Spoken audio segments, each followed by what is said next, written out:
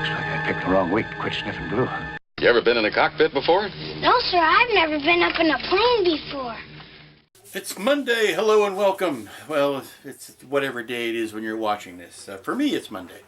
And we're ready to get to another week of working on the flying saucer and the prawn. Like I said, it's going to be a weird week because I don't know how much time I'm going to have to do the stuff that I want to do because I've got family in town and that's always fun. But today we are going to get back to the cabin on this flying saucer, and I'm going to do some more whining because of something I've discovered over the weekend. Or not really discovered, but was made very apparent to me. Let's take a look and I will show you what today's complaints are about. Okay, here is the cabin. Here is the cabin in place. And I'm starting to do the little fun stuff that I want to do. Now, sorry, let me get comfortable here. This model has been touted, advertised. All of the box art says that it is 1/72nd scale. Don't believe it, folks. It's not 1/72nd scale. It may be what they think is 1/72nd scale. It is not. It's either that or it's just very poorly designed. Okay, look at this console. Okay, look at this console. Look at the chair at this console. Do you think somebody could sit at that chair and effectively work those controls? No, that's ridiculous. You can maybe touch one or two of these. Maybe I'm just spoiled from seeing the Enterprise bridge, where actually things are laid out and they work. But nobody in their right mind would be able to work all those controls. Now, before you say, okay, well, they probably just stand. They stand at the controls and they do their work that way. Okay, this is a 1/72nd scale Stormtrooper. Now, before you get out your jokes about isn't he a little bit short to be a Stormtrooper, rest assured he is not. This is a Bandai 170, or no, sorry, this is the Fine Molds Falcon. This is the Stormtrooper that comes with the Fine Molds Falcon. Fine Molds people are known for their excellent engineering and accuracy. This is a 1/72nd scale figure.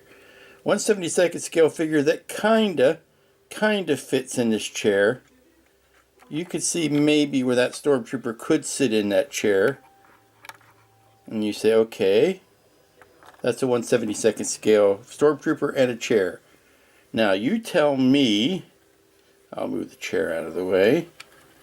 You tell me, just for grins and giggles, how this Stormtrooper, or any, Stormtrooper of the era, would stand at that counter and work any of those controls. Maybe if there's another guy standing on his shoulders, they could reach some of those controls. This, folks, is bad engineering. I think I know why they did not include any figures in this kit, because it would point out the bad design and the bad engineering. Okay, let's say he can jump up and reach this dial. Let's just say he could hit a switch that is in this first row. Everything up here is useless. You're never going to be able to reach that. Even if you are the master race, you are not that tall to where you can reach all that. So just bad idea. It's just a bad design. Also take into effect that they would never be able to look out of any of these windows. So what good are they going to do? What good are those windows if you can't see out of them? So there's two things I can do. I could just declare, hey, this is not 1/72nd scale. This is maybe 1/48th scale or something like that, and live with it that way. Not put any figures in it. Or the other option would be to take a bandsaw and cut these controls, or cut these consoles maybe in half. So they're about half as high as they are, and then the chairs might have some sort of useful function. It's either build bigger chairs or smaller consoles. And I think what I'm going to do is, while I have the bandsaw out, to cut the central core. I'm also going to trim down the size of these consoles to something that is more remotely useful. And given that, we'll have to see whether it's worth putting any sort of catwalk or anything up to those windows to where they would actually be useful by a crew that would man this. I don't know why. I don't know why people, when they are designing kits, don't pass it by one more person to say, hey, does this make sense? I don't know if Squadron is this slipshod with their, I hazard to use the phrase, but actual aircraft, things that actually flew, historically and accurate things. Are they this shoddy with their design work on those as well? Or did they only think, hey, it's a flying saucer, no one's going to take it seriously, we can give our designers the week off and just push this out the door real quick? We deserve better than this. I guess I'm spoiled by years of building Mobius kits and Round 2 kits and Pegasus kits and Bandai kits where they actually care to make their stuff work. So that's my soapbox, and I am off of it for now.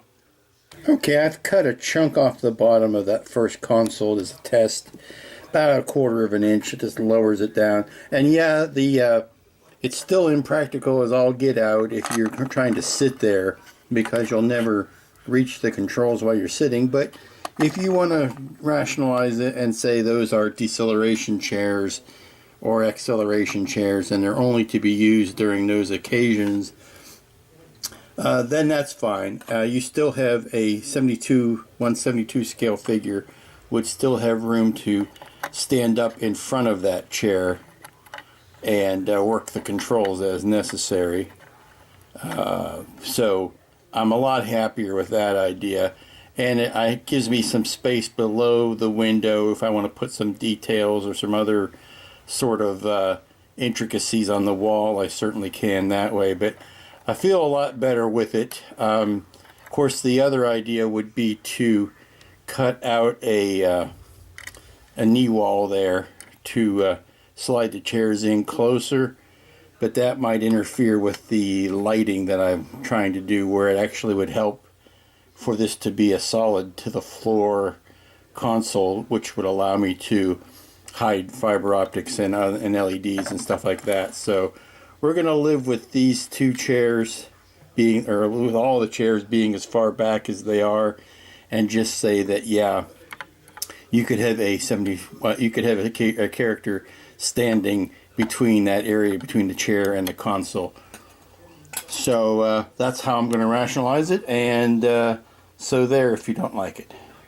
Okay, the room is starting to come together. Now all it needs is a rug to really pull the whole thing together, to quote the dude. I am happy with the broad strokes of it now, and now I need to go in and start refining. I need to build a little railing around the well there and start drilling holes in the consoles. The acrylic rod that I'm using is just ever so slightly smaller than the hole that it wants to go into, so by putting a little shim of sheet styrene around it, it tightens it up, helps it to stand straight, and also gives me a nice little bit of edge detail at the bottom. So I need to pull that out and glue it into the hole. I'm not going to glue it to the rod.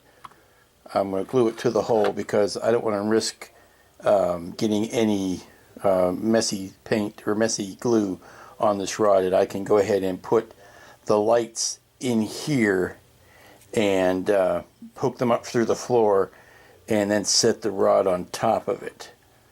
The longer I keep this clean, the happier I'll be for everything. And here are the 4 multicolor, multi-flashing bulbs in the well of the floor.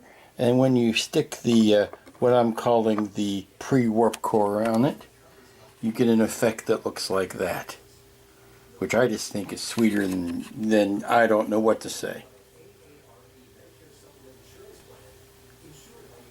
Very neat. Unfortunately, you have to take the roof off to really appreciate it, so I'm going to have to do something to make the top of that look attractive when the roof is off. Because, like I say, when you do that, all you can see is in through the windows. Of course, there's a question now as to whether or not I can make those windows bigger now that they don't have to follow the consoles, which they never did. So let's consider whether or not those windows can be altered and maybe made panoramic. That would be fun. I've got clear PETG that I could put in there from the inside, so that's not really an issue. It's just a question of what does that do to the detailing around the outside. Okay, we are working on the big old honkin' Hydra logo for the floor. Imagine this, if you will, to be a metal floor painted black with a big old red logo on it. So what I've got to do is I've cut the logo out of vinyl. I need to peel it up, stick it down, and where you see white, there's where the paint will go, and where you see yellow, that's where it's going to block it. So let's get peeled up and get it stuck down. Okay, we've got the logo down on the floor. Now I've uncovered these areas as well, because what I want to do is, you're never going to get, let me back up here a bit, you're never going to get a nice bright red spraying it over black. It's like working on a black velvet painting. You're just not going to get the colors to come up as bright as you would like them. So what I am going to do is put a very light gray / white over the area that the logo is going to be on, and also the areas where these seat benches are going to be. The seat benches are going to end up being a gunmetal, which wouldn't be too tough to paint over black and have that work. But while I've got it exposed, what I'm going to do is paint all of that white, and then I will mask these areas off and then paint the red. And then when I've exposed all of the, when that red is dried, then I can expose these and paint them the final color that they need to be. But there's no harm, no foul now of them getting the undercoat color on. So let's put some undercoats on, and we need to be careful because this is a textured background, that we don't get paint seeping up under the texture. And there's a coat of red on top of the coat of white, and you can see that you get a much brighter red out of that than if you try to just paint it over black by itself. Now these, I'm going to no sense trying to paint red over that. That's not what color they're supposed to be. So once this red dries, I will mask that off with just regular old masking tape and paint the gunmetal on that. And I will probably paint this gunmetal by hand, and this one. Actually, I can put the railing up because I made a railing. See? Nice little railing that goes there. And I'm thinking that I don't know if I want to put a ladder going down here or not, whether I could put just like the indication of a lift, like a forklift lift, just something kind of like the elevator on the Jupiter 2. Just a pad there that's sitting right below the surface there to give you the idea that it's there. That might be fun. I'll have to try that out. I think the ladder might be, it's old school, but it might be just a little too old school. Very well, the railing is now glued in place. The seats are not glued down, but I used those as handy holders while I painted them. I painted the seat part of them. And I've drilled out some of the consoles. Let's take this vinyl up, see how it turned out. And there you go. One big old Hydra logo on the floor. Very nice. That bodes well for how well it's going to work on the rest of the ship. Okay, I'm trying to get an eye for how the cockpit is looking, the cabin is looking. Got the central light in, just held in place. None of that stuff is glued yet. Coming along nicely. I am really toying with the idea of opening up that those 3 portholes in the front to a big old picture window. I think that would behoove the design quite nicely, and I might even do it in the 3 points over each of the consoles, so that it alternates: big window, 3 small windows, big window, 3 small windows, big window, 3 small windows. I think that keeps the symmetry. If I do one, I really ought to do the others, but I want to do I think I want to do a protective coating over that the logo though. So maybe I'll hit it with a satin coat. That's with only 2 bulbs under it instead of 4, and I gotta tell you, I like it. I might take 2 bulbs away, which will help in the long run as far as keeping the voltage down. But if I can get away without using those 2 bulbs, maybe I'll direct them into the consoles instead. Well, greetings. It's Tuesday, and I'm back at the Flying Saucer, and I've just hollowed out the front window. I will put a piece of curved PETG in there, but I think I like it. I don't know. I'm going to sit and ponder with it for a while to see whether or not I want to open up that bank of windows and that bank of windows so that it's every other one. If I do that, it might not mean I have to be able to remove this top. I can leave it on and still be able to see inside. But by the time I light the consoles up, I'll have a better idea. But that's doing its job in there, looking pretty good. And that's it from the top with the big honkin' Hydra logo on the floor. Well, good morning and welcome back to the mess. It's Thursday, and I am getting back into doing some painting. I'm going to be the big parts of the hull have got a nice coat of black on them, and they're drying in the other room because I'm going to start putting some of this Vallejo metal on them, and they do work marginally better. You can put them straight over the gray primer, but they do work a little bit better for my taste over black. Something I'm going to try on this one as far as the colors of the metallics. Since the whole saucer is going to be metallic, I want to play up different aspects and variations in metallics and really make that the focal point of the finish. So now while that is drying, I'm taking care of some smaller bits like the landing gear and the ramp well and things like that, but I need to touch these up first. And if you'll notice Christopher Johnson laying on his back over here, kipping on his back like the Norwegian blue, it was because there was a great sadness the other day, and I can only now bring myself to talk about it. He was standing on his stand, and I was working on it, and he did a face plant. He went straight down onto the table and busted everything on his face off. And I had to scour an already dirty floor trying to find all of the pieces that had broken off and jumped away, which is why I made that little remark about having to rebuild those antenna. And I noticed that I have them facing forward, which makes them look a little bit more friendly. In other instances, the antennas sweep back, which makes them look more like a cockroach and a little more threatening. Yeah, I realized I'd done that after I'd put them back together, and I decided to keep it. But those mandibles there went flying. You can see where the paint is scraped off. You may be able to see a couple cracks where I've had to put things back. But yeah, I was on my hands and knees literally scouring the wood floor, the hardwood floor, looking for these parts so that I could put everything back together. So yeah, he's kind of resting on his back, and I will not be putting him on his stupid little peg base again.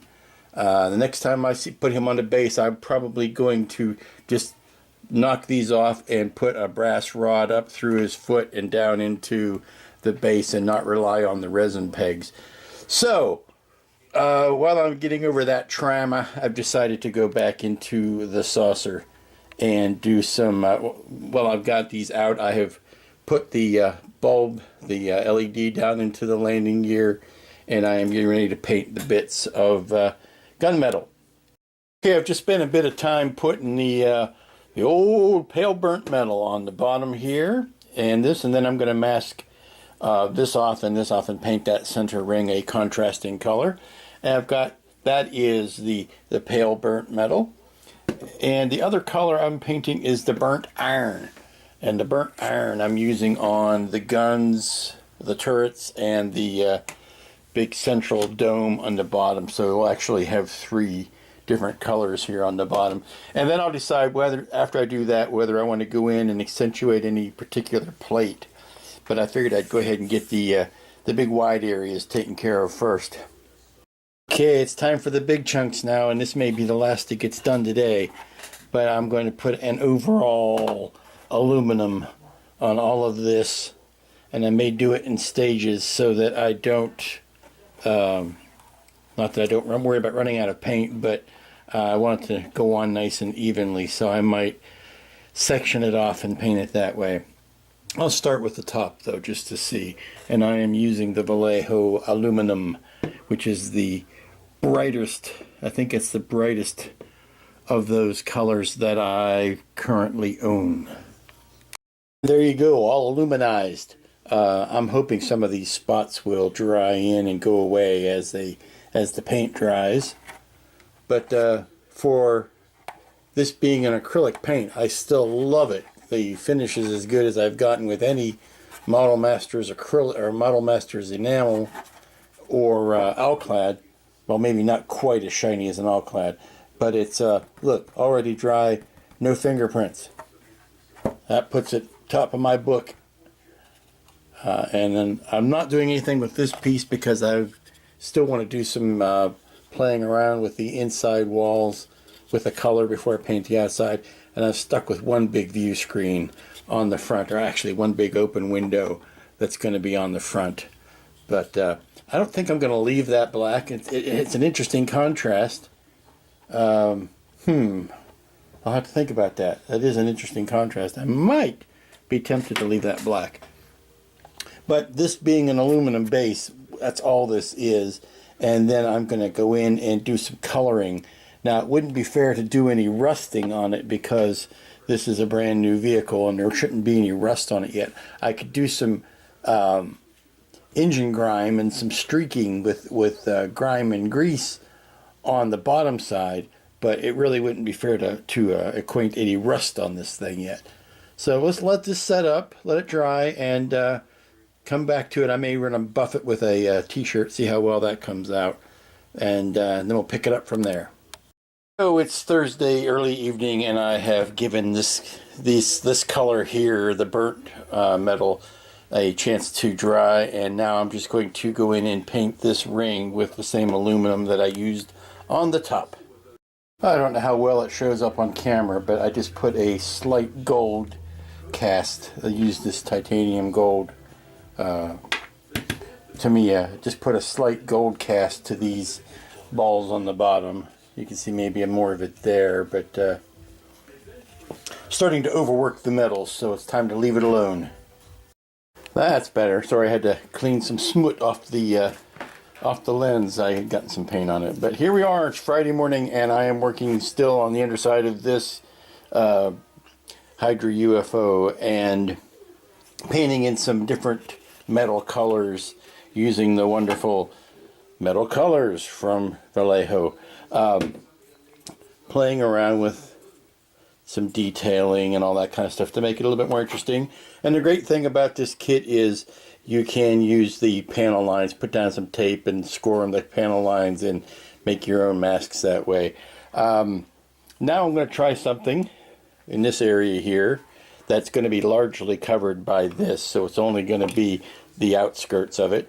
And I'm going to try to mix a little media, and I've got some of this all-clad blue tint that I'm going to use just in this area, because I'm thinking it's Hydra. Chances are they're using the power source from Captain America. They're using the Tesseract Infinity Stone power source, and that had that famous blue tinge to it. So I'm going to try introducing some blues into the metallics and see how they look. What we have here is a landing gear, completely finished. outside of the weathering, which I'm probably going to put some sort of a wash in those steel rims so that they don't look so bright and shiny. But a wash over the pistons and whatnot. But that's one of the landing gear. And before I go on my landing gear rant like I've done before, let me show you how that blue turned out. Not so bad. Not so bad. It's a little bit uneven, and I don't know why that is. That pigment, alclad pigment, didn't want to go on very evenly, so I don't know how I feel about that. But I've started to age up some of the. Oops, let me set this down.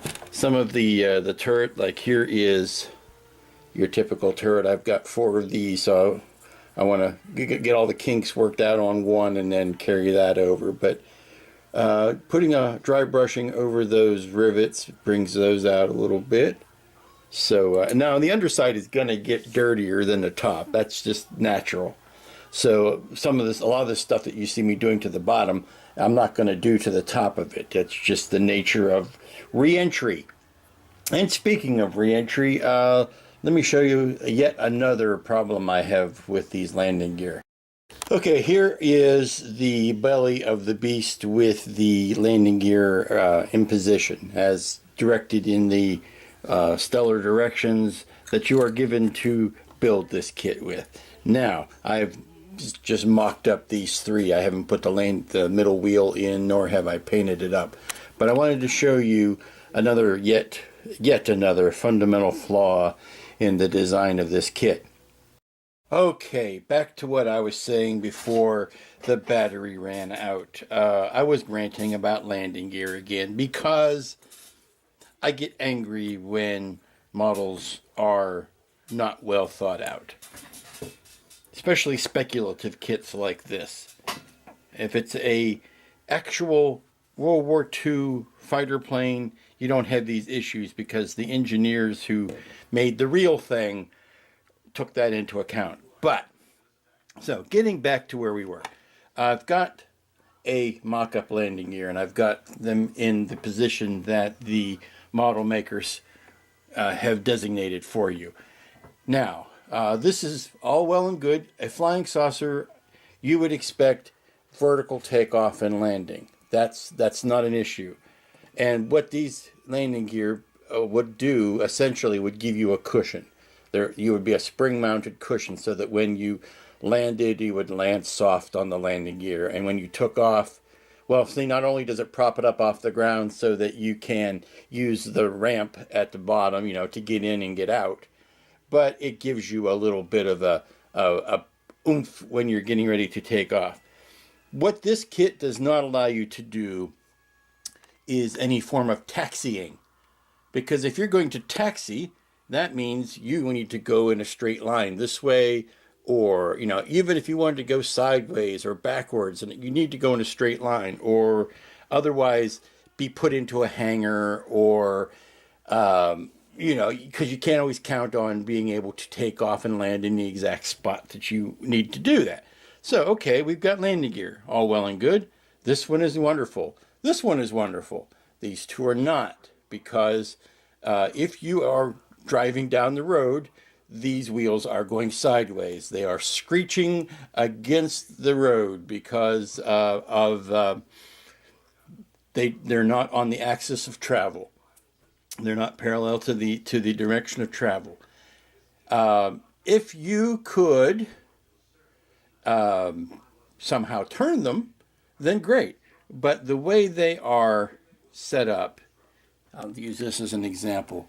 They are 2 solid landing gear that go into a block. Now, if they had done something simple like make this and I realize there's a 3rd wheel here, so we'll maybe we turn this around and use it as an example. If they had done something as simple as make this a U-joint,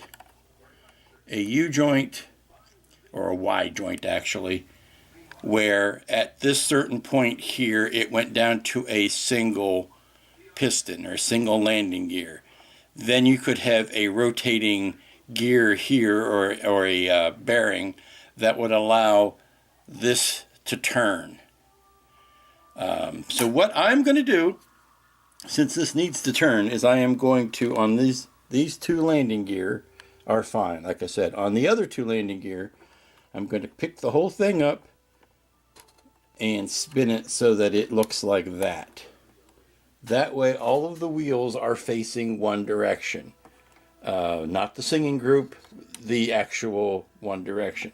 Now you could, and I'm going to hypothesize that there is a big round bearing in here that would allow such a thing to happen. If this were round, unfortunately, this landing gear block is not square, so I'm going to have to cut some of the front of that off so that it fits in the bay sideways. Or conversely, if, let me take this off, now let's flip it over. If they had thought of this and had two of the landing gear slots going the other way, then it would have accomplished the same thing.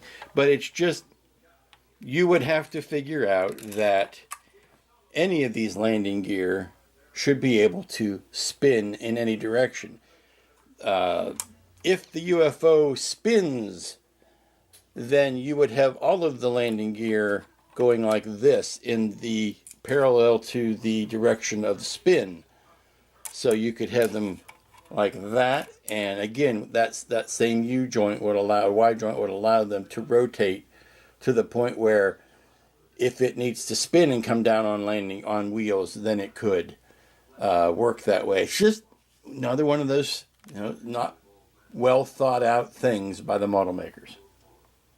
Now all of the landing gear are facing the same way, and all I have to do is imagine that this can rotate inside its landing gear before it closes up. It would do a rotation like that, and then fold up, and then voila, you have closed up landing gear. Now you would need that to be a circular apparatus rather than square, because square doesn't rotate. But for the purposes of building this kit, I need to make that little logic leap and say that they would pivot and then fold up. But at least everybody's facing the same way now, and you can taxi down a runway or be towed into a hangar. Okay, I'm getting ready to start closing things up for the week, and I wanted to give you one last shot of the cockpit. Now, I'll be doing a lot more work on this next week. I'll be spending a lot more time on it next week, at least this little bit, putting the fiber optics in and lighting up the consoles and figuring out the window, the glass for the window and things like that. But I want to just show you, I'm kind of going with a Bavarian beer house type of look. Lots of deep wood colors on the walls. I've got something special planned for this blank spot on the wall here. But I'm going to get ready to mop this up and move it over to the side, but thought you'd like to see the big old Hydra on the floor. And let's see, this is the gun for the top of it. Now, I haven't done anything. I'm really hesitant to do anything on the top, anything that has to do with the top of the hull, or the top of the dome, or even this outside wall, until I have figured out what the best avenue is going to be for the color schemes for that. So that'll be a mystery that shall be revealed later on. But whether you can see the little stormtrooper I've got in there, the little "aren't you sure to be a stormtrooper" joke never gets old. But actually, he's getting ready to blast the console because this was a boring conversation anyway. Okay, here is the cabin sitting over the orientation of the base with the ramp lined up to the hole in the floor so that I can get your people in and out, which makes this the front of the ship, which doesn't put it directly over either a gun or a landing gear. So it is going to be asymmetrical. There's just no symmetry to it. You would figure that maybe the gear would be right, in a line over the point of, going forward like that, or maybe a gun, the bottom gun would be over that, but no. And there's no real way around that, because these things have to line up the way they do. If I were to twist this so that the landing gear, so a landing gear was over the front window, or like that, then the ramp is coming up through the middle of a console. So that can happen. There was only 3 spots that I could have made the hole for the landing gear, which would have been either here, here, or here, and none of them would have worked. So I'm trying to figure out which way I want the landing gear, and I guess the best way is going to be this way. So I just have to remember that and maybe write it on pencil on the ship which way the landing gear has to go.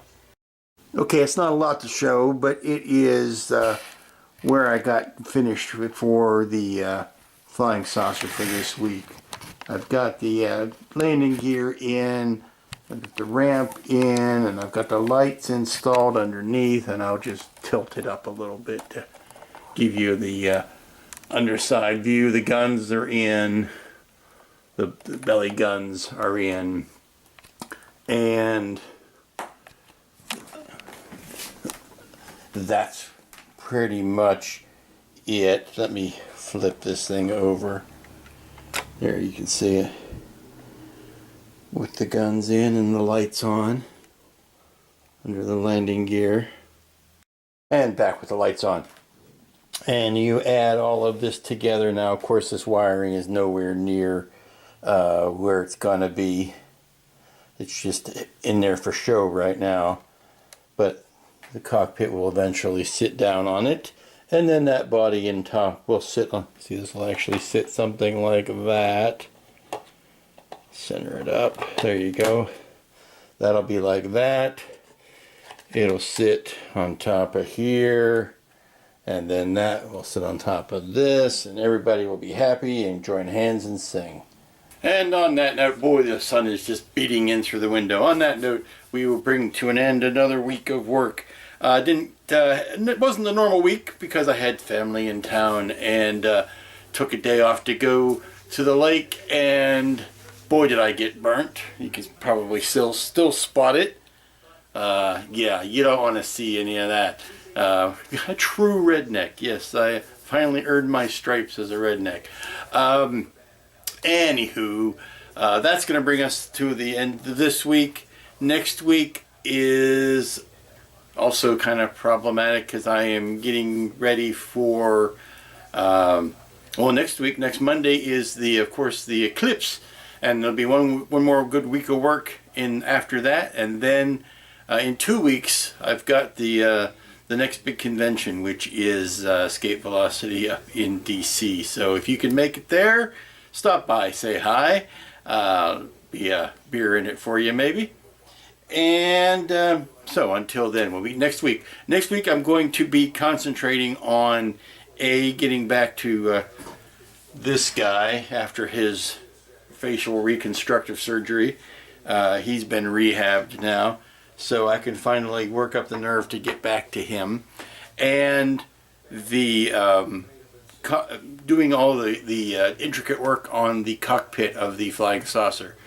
Kind of still noodling ideas about the exterior, so I can go ahead and work on the cabin since I've got more of an idea what that's going to be. So until next week, when we do those very things, be good to each other, and we'll see you here next time.